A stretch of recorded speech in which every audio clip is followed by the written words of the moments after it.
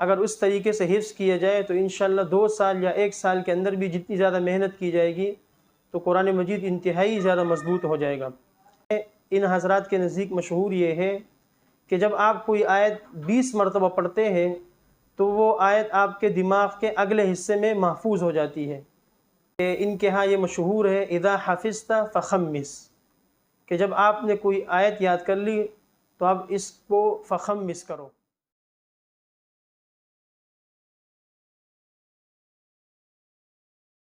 بسم اللہ الرحمن الرحیم۔ قرآن مجید حفظ کرنے کے حوالے سے کافی زیادہ مشہور طریقے ہیں۔ ایک طریقہ ہے اہل موریتانیہ کا، اہل شناقطہ کا، جو قرآن مجید مضبوط حفظ کرنے کے حوالے سے کافی مشہور ہے، اور ان کے بچوں کو، ان کے بوڑھوں کو، خواتین کو قرآن مجید انتہائی زیادہ مضبوط یاد ہوتا ہے۔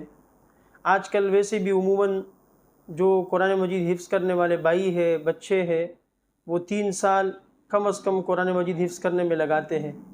تو اتنا زیادہ عرصہ اگر قرآن مجید حفظ کرنے میں لگا رہے ہیں، اس کے باوجود بھی اگر قرآن مجید حفظ پکا نہ ہو تو ظاہر ہے وقت کا ضیاع بھی ہوتا ہے اور کوئی خاص فائدہ بھی حاصل نہیں ہوتا۔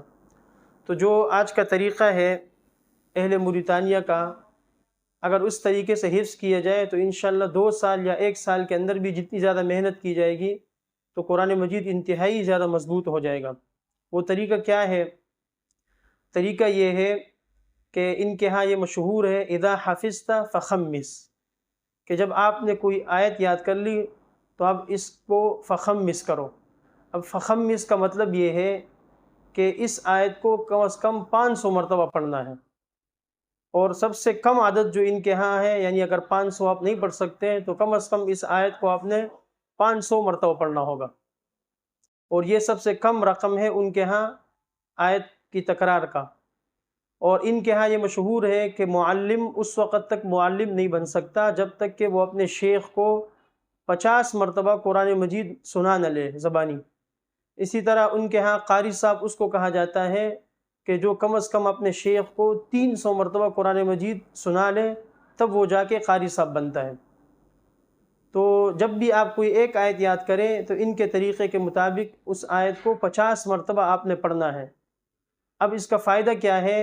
ان حضرات کے نزدیک مشہور یہ ہے کہ جب آپ کوئی آیت 20 مرتبہ پڑھتے ہیں تو وہ آیت آپ کے دماغ کے اگلے حصے میں محفوظ ہو جاتی ہے، اور 20 مرتبہ پڑھنے کے بعد وہ آپ سے بھول بھی سکتی ہے۔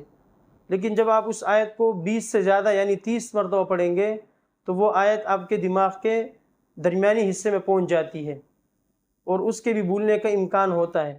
لیکن جب وہ آیت آپ 30 سے لے کر 50 تک آپ اس کو دہرائیں گے تو وہ آیت جو ہے وہ آپ کے دماغ کے آخری حصے میں پہنچ جاتی ہے، اور اس کے بعد بھولنے کا کوئی امکان نہیں رہتا۔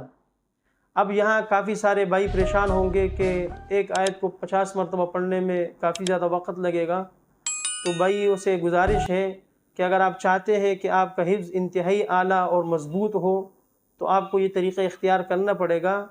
اور ویسے بھی آپ 2 سال 3 سال تو عموماً آج کل مدارس میں بھی جو بچے ہیں وہ لگاتے ہیں، تو اگر ایک آیت کو 50 مرتبہ یوں پڑھا جائے توجہ کے ساتھ تو 30 مرتبہ پڑھنے کے بعد یہ دماغ کے آخری حصے میں یہ آیت پہنچ جاتی ہے انشاءاللہ، اس کے بعد پھر بھولنے کا کوئی امکان نہیں ہوتا۔ لیکن یہاں ایک مسئلہ یہ ہے کہ یہ جب آیت یاد ہو جائے اس کے بعد اب آیت یاد کس طرح کرنی ہے؟ تو آیت یاد کرنے کا طریقہ یہ ہے کہ آیت کے ٹکڑے ٹکڑے کرنے، یعنی جملے چھوٹے چھوٹے کرنے ہیں، 2 مفرد کے جملے ہو، یعنی 2 مفرد ہو اس سے مل کر ایک جملہ بنے، تو اس مفرد یعنی اس ٹکڑے کو بھی آپ نے کم از کم 20 مرتبہ پڑھنا ہے۔ پھر جب ایک ٹکڑا یاد ہو جائے پھر دوسرے ٹکڑے کو بھی 20 مرتبہ پڑھنا ہے، پھر ان 2 ٹکڑوں کو ملا کر 10 مرتبہ پڑھنا ہوگا۔ تو اس طرح ایک آیت یاد کرنے کے بعد پھر 50 مرتبہ اس آیت کو دہرانا ہے۔